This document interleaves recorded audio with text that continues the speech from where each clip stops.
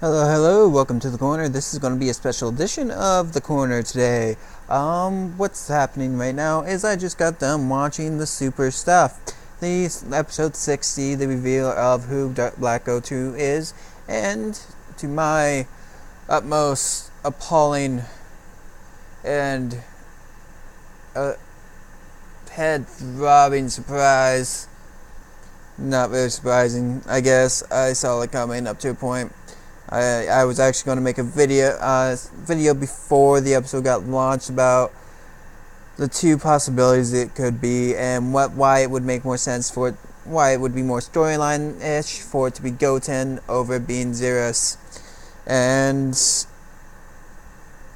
I am just a little disappointed. It is definitely more of this cop-out feeling than anything else. But it was not a bad episode. It's not that it was a bad episode. It was a good episode. It was enjoyable. But Zensu, I want to mix Naruto with Dragon Ball Z apparently now. Zensun, I can't say it right now. I'm just going to say the Supreme Kai. The Supreme Kai of Universe 6 switched bodies with Goku, which comes to mind Zerus, or this, I think I said it right, Zerus. I'm not gonna lie. So I think the Zerus that we see in this future line is actually the Zerus of that timeline. I think he is actually Zerus. For the timeline period. So that could beg the question, who is the Zerus in Goku?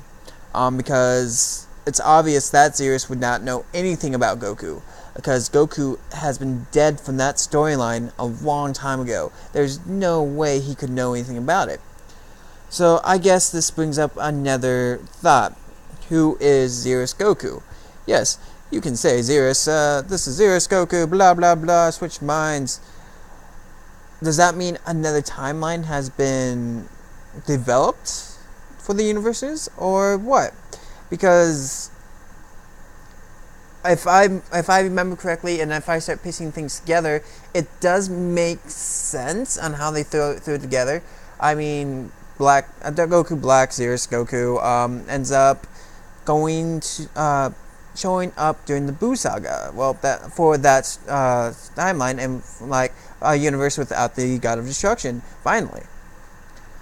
So it kind of made sense that would be Zerus, and he was talking about a time. I don't know if I don't remember if it was a universe or a timeline at the time, but if this is the possibility of what happened, then this Zerus would have to have existed during a timeline Goku existed, which means that this timeline is a little bit further ahead than the present day timeline. It's the only thing that really makes sense to me, but at the same point in time, you can't just grab Goku's body and use it however you want, because you don't know how to use it. You don't know how to work it. You wouldn't know the same abilities as Goku, because the abilities would have been different. So that leaves open a lot of things that just don't make sense. This caused a lot more questions than answers. This next time, I'm probably going to wait for the English sub to come out, because it gets irritating trying to translate Japanese half the time, especially when you're not that fluent at it. But it's just, you can see a little bit of a cop-out unless they give it a better and more in-depth storyline when it comes down to it. So, who is Goku Zerus? What universe, timeline does he come from? Is it a new timeline? Is it an old timeline? Is it a timeline that already existed, or what? It's just all that goes into thoughts on that one. Other than that, I guess I could give my thoughts on it up to a point. It has to be a timeline where Goku existed. So, if we were to put it into a good perspective, there are 4 different timelines that they have. I'm going to guess GT might be one of those timelines, and I hate to say that, but GT is probably one of those timelines. Making the present universe the next timeline, and then the future universe the timeline after that. So, on the last timeline,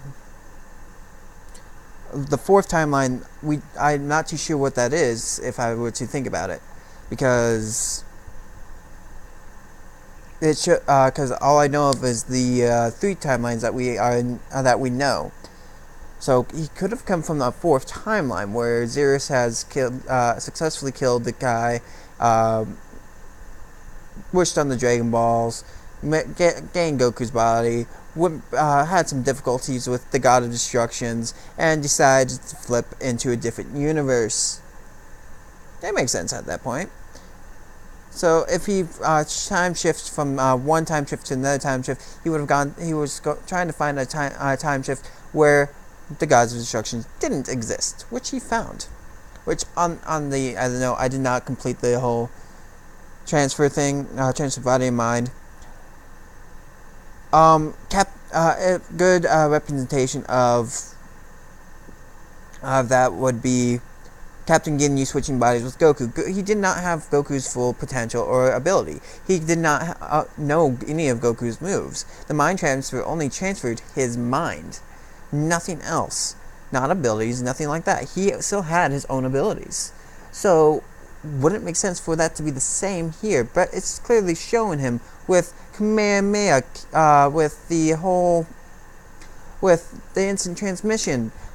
I guess he could have learned it somehow up to a point, but I highly doubt that. It's not something you just learn, because the only person that knew the Kamehameha that could teach him was any of the Z fighters up to a point, and none of them would teach him unless he tricked them in some way. That's the only way I could think of it. You're learning the instant transmission. I mean, I just don't know what to say about it when it comes down to it. There's just doesn't make sense on how that works. But I'm sure they will explain a little bit more in episode 61.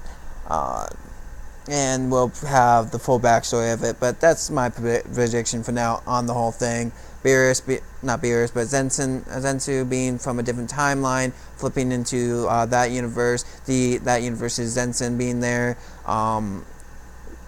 To pick up the pieces of what's actually going on and join forces with him.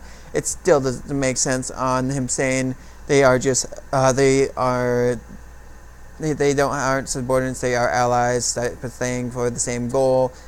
But I guess there's a lot of things that just kind of stick a little bit. I do believe that if it was a goten situation, it would have been a lot more interesting when it really came down to what ended up happening. Oh, it's goten. Wow, what happened? How did this happen? Goten did this, this, and this. He became this.